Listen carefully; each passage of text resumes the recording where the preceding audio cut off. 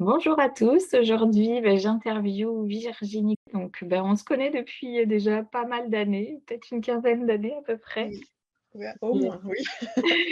Bonjour. et je suis super contente parce qu'on a toujours des échanges, moi, que je trouve toujours très enrichissants. Donc, ça me fait super plaisir de t'interviewer aujourd'hui. Bah, le plaisir est partagé. Merci Aline de m'avoir proposé. Et je voulais en fait que tu nous partages en fait ta période que tu as traversée Mmh. dernièrement, notamment professionnellement, où ça a été, pas toujours simple et voilà, je me disais que ça pouvait, peut-être aider d'autres personnes à trouver des clés pour traverser, se sentir moins seule dans ces périodes un peu difficiles. Donc, voilà, si tu peux nous raconter un Oui, petit peu, bah, effectivement, si ça peut aider certaines personnes volontiers pour partager. C'est vrai que c'est un ensemble de choses qui se sont produites, donc sur ces 2 dernières années, dans ma vie et bah, c'est essentiellement, parti, du domaine, professionnel où je me suis retrouvée dans une période où j'avais l'impression d'être dans un creux de la vague et qu'il y avait cette énorme autre vague qui arrivait sur moi et qui allait me submerger et je savais pas comment j'allais pouvoir, m'en sortir, en fait.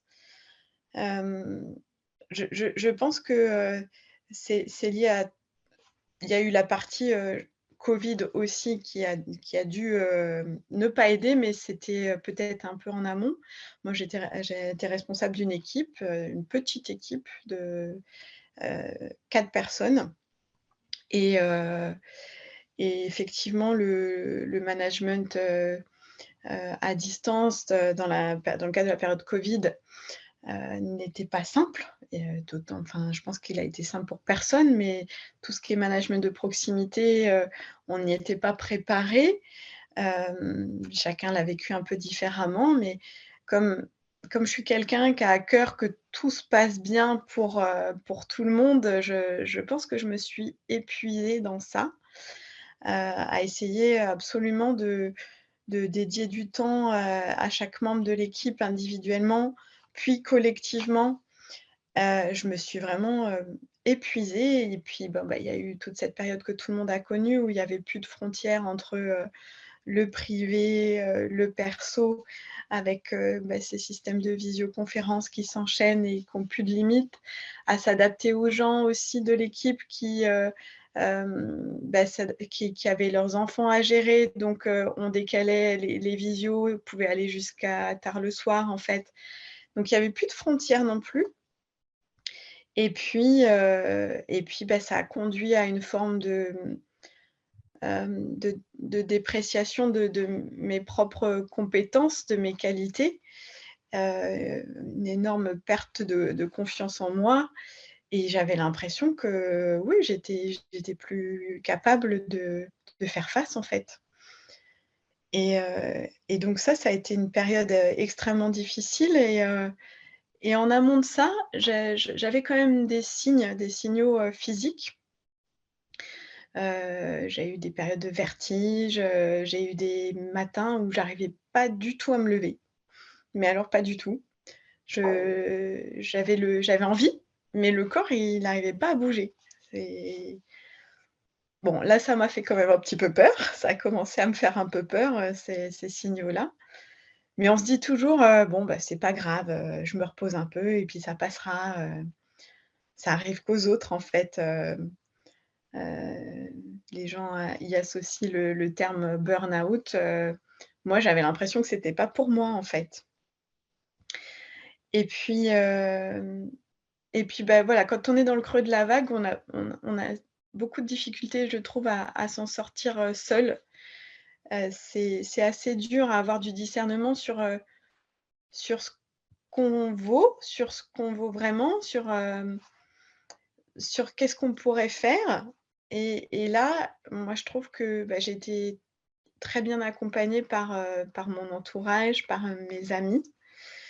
Hem, j'ai une amie proche qui m'a beaucoup, accompagnée aussi qui a su, me faire voir, bien entendu mes qualités, mais aussi avoir un regard, extérieur sur ma propre situation, un regard bienveillant.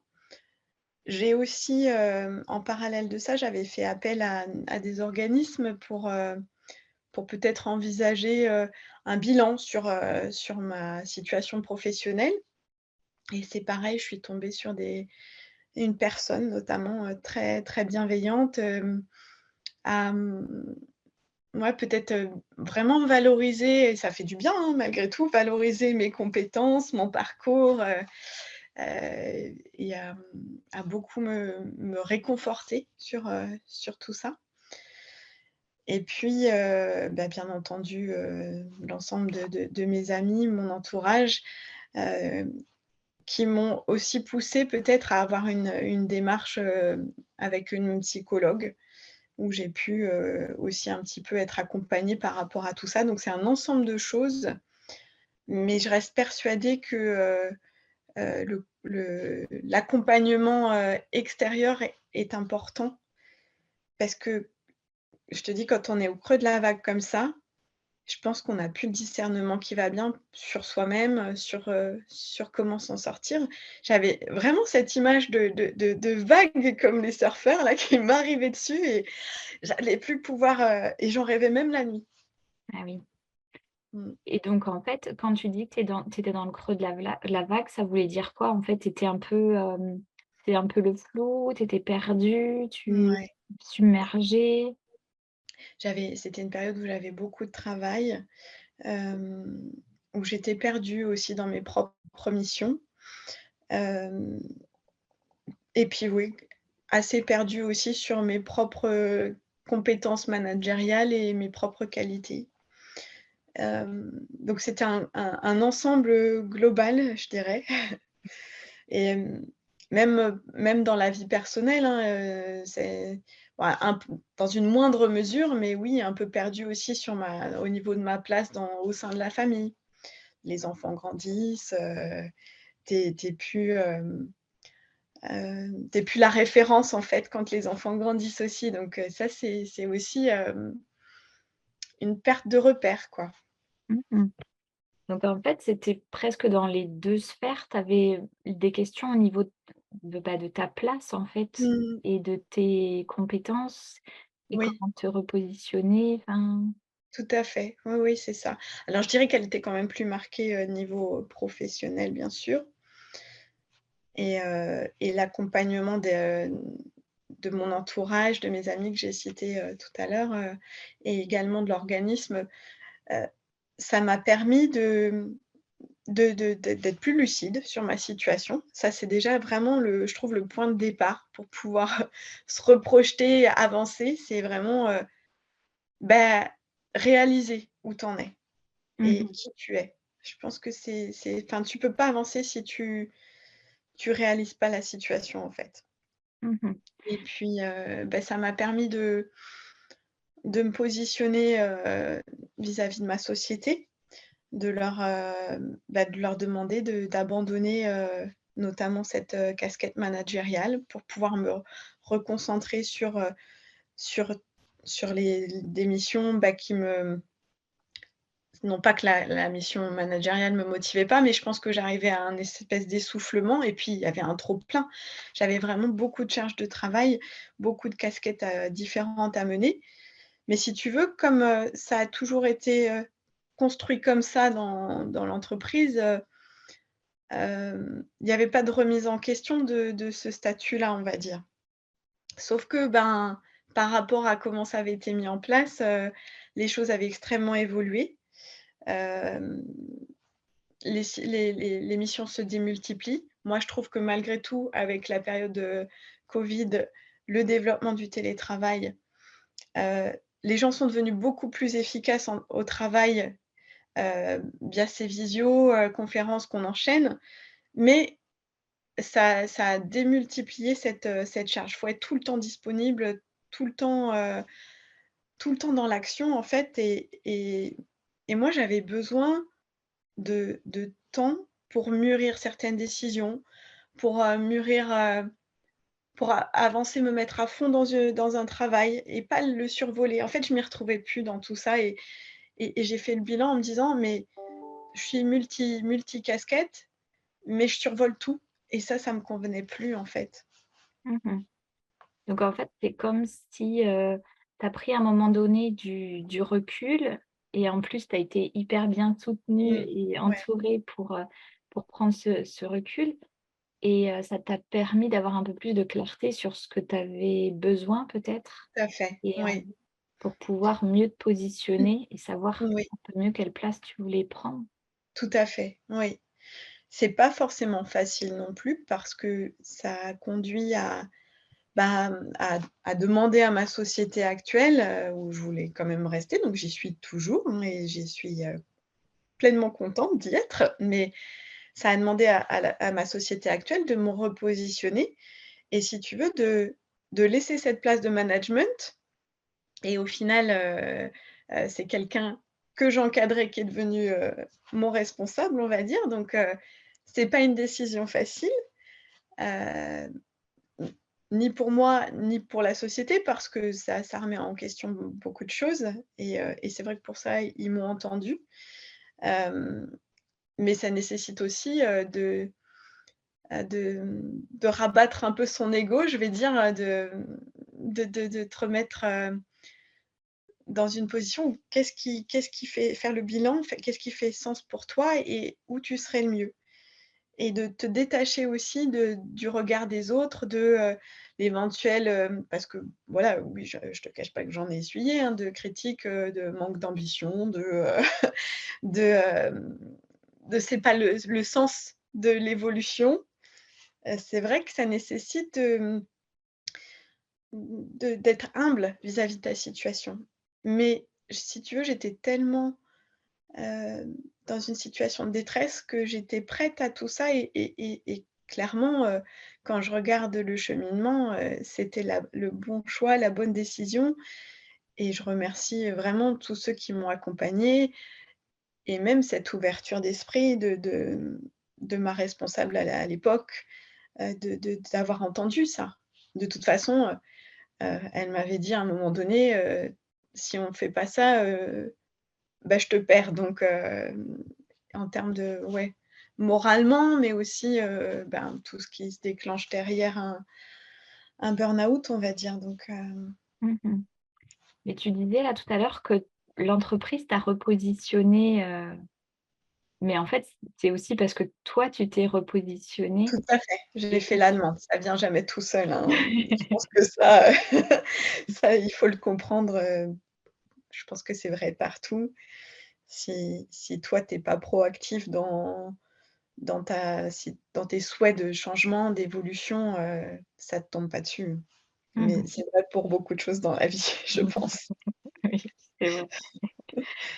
Mais du coup, tu as fait le choix de, enfin, tu as pris le risque d'être, quelque part, d'essuyer quelques critiques ou des Mmh. remarques quand tu as fait ton choix de Oui, mais tu étais j'étais prête et j'étais prête parce que je te dis les amis, l'entourage, tous ceux qui m'ont épaulée, m'ont donné tellement de force et tellement d'énergie que je le savais et j'étais prête à affronter ça parce que je savais que ce choix, c'était le bon, en fait, pour moi, pour aussi la famille, enfin, je savais que enfin, c'est cette espèce d'énergie que tu as quand tu sais que tu vas dans la bonne direction. Tu es prêt à c'est fou, hein, tu es prêt à essuyer, vents et marées pour rester dans la thématique de la mer, ça te ça t'arme, en fait. Ça t'arme vraiment, enfin, de toute façon, moi, j'ai toujours cru que, on est des humains, on a besoin de liens social et nos proches, nos amis, notre entourage, sont une force. Comme comme à un moment donné de ta vie, tu peux l'être pour quelqu'un et ben, c'est vrai dans l'autre sens aussi. mmh mh. Et donc en fait, cette expérience que ça t'a permis d'apprendre, c'est que, bah, c'est hyper important d'être soutenu et Mmh, de demander peut-être de l'aide, tout quand à quand fait, quand on ouais. a besoin. Oui, je suis alors après voilà, chacun réagit à sa manière, aussi, hein, c'est vrai que certaines personnes préfèrent, s'isoler pour pas montrer, certainement une facette d'eux-mêmes ou pour, prendre le temps de se recentrer sur soi pour savoir. Moi j'ai eu ce besoin d'entourage, mais oui, ça nécessite aussi, même vis-à-vis de son entourage, de mettre de côté son ego et de se dire: «Bah oui, je me mets à nu devant les personnes qui me sont proches», mais en même temps, si elles sont proches, c'est parce qu'elles te voient, tel que tu es. Mmh. D'accord. Et est-ce que ça t'a appris aussi d'autres choses, cette expérience? Oui, complètement. C'est vrai qu'avant, je faisais pas du tout attention ou je me voilais la face sur les signaux, que mon corps pouvait m'envoyer. Pour moi, c'était pas quelque chose, dont il fallait tenir compte, fallait pas, être trop apitoyé sur son sort, C'est peut-être aussi un peu lié à l'éducation, mais voilà, c'est pas grave, on passe à autre chose et là, j'en ai vraiment pris la mesure, c'est qu'à ne pas s'écouter, on peut aussi, tomber bien bas et le moindre petit signal de ton corps est important et il faut pas le négliger, en fait. Parce que derrière, bah, ça peut avoir des conséquences beaucoup plus lourdes, je t'avouerai que moi, les périodes de vertige, c'était très handicapant, dès que je bougeais la tête, j'avais envie de vomir, hem, j'ai eu une période, d'arrêt parce que je pouvais vraiment pas, faire quoi que ce soit et puis bon, bah, ces moments où j'arrivais pas à me lever de mon lit, où j'avais la volonté, mais le corps, il ne suivait pas. Ça fait un petit peu peur, en fait. Tu te dis: «Mince, est-ce qu'il faut que j'arrive à une forme de handicap total pour me rendre compte, en fait?»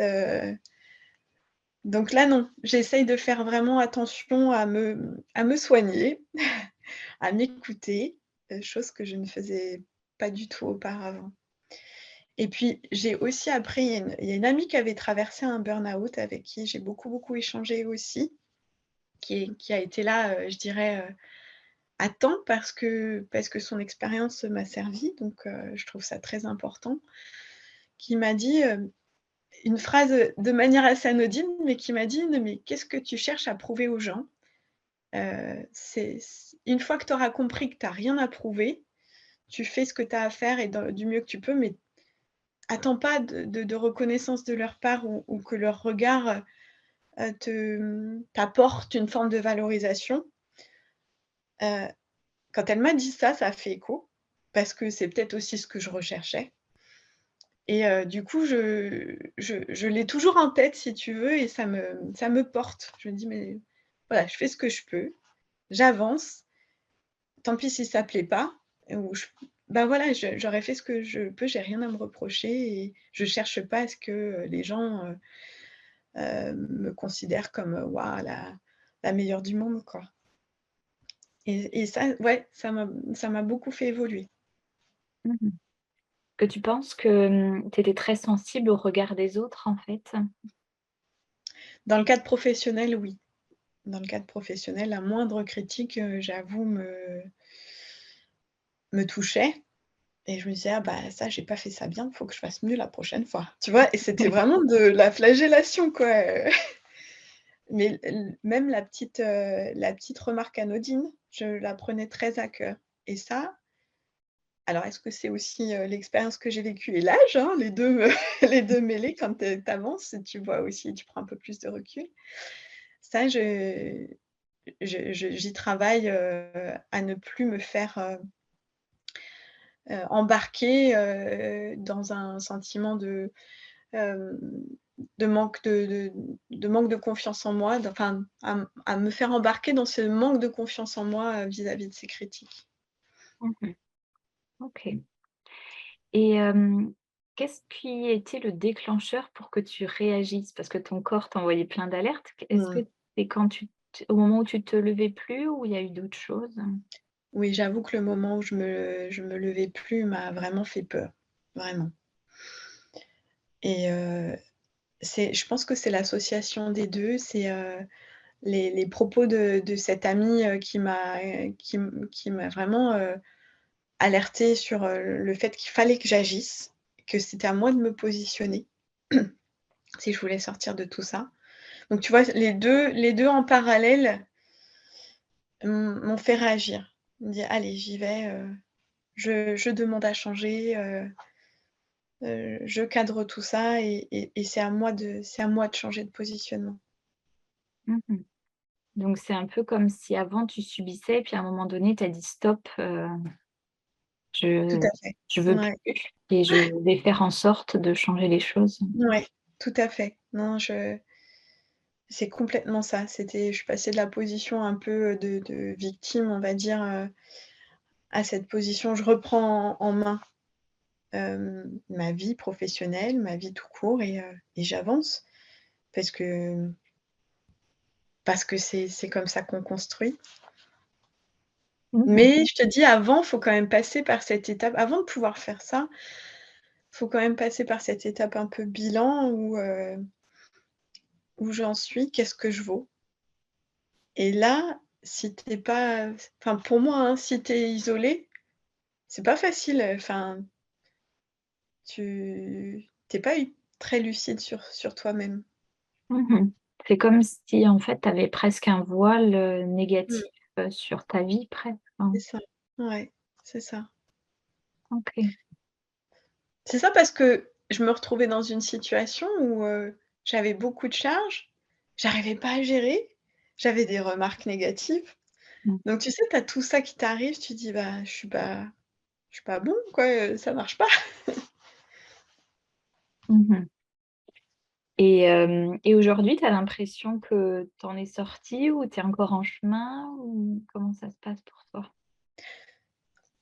Je pense que j'ai remonté, ma petite vague.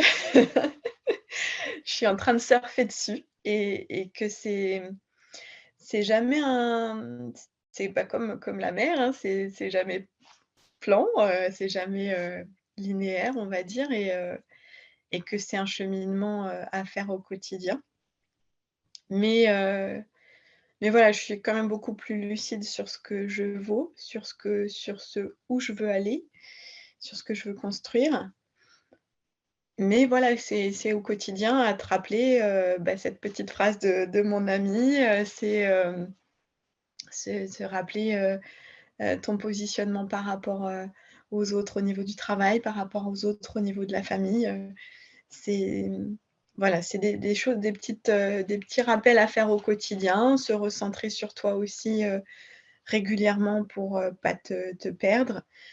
Donc, oui, je pense que j'ai remonté cette vague, mais voilà, c'est jamais complètement acquis. Mmh. OK, merci. Et est-ce que tu aurais un conseil ou une petite, quelque chose que tu aurais envie de dire aux personnes qui sont au creux de la vague encore? Bah, ouais, mais finalement, tu vois, ce conseil que m'a donné mon ami, moi, je le donnerais aux autres, c'est, ne ne cherchez pas absolument à avoir un regard, de valorisation de la part des autres sur vous, ne cherchez pas à, mmh, à plaire absolument et soyez bien entourés. OK, super. Et est-ce que tu as envie de rajouter quelque chose ou Et ben, j'espère que voilà, ce que j'ai dit, aidera d'autres personnes, à cheminer comme moi, à surfer, à surfer sur une belle vague comme moi et voilà, je trouve que, c'est important de pas être seul. C'est vraiment très important. mmh on s'entoure. Moi, j'ai la chance d'être entourée de belles personnes et ça, c'est super précieux. OK. Bah, super, bah, merci beaucoup pour ton partage et je pense Merci à qu'effectivement, il y a toi. des personnes qui vont se reconnaître dans ce que tu as partagé et j'espère que ça les aidera aussi. Bah, j'espère. Merci. Merci à toi. Bonne journée. Bonne journée.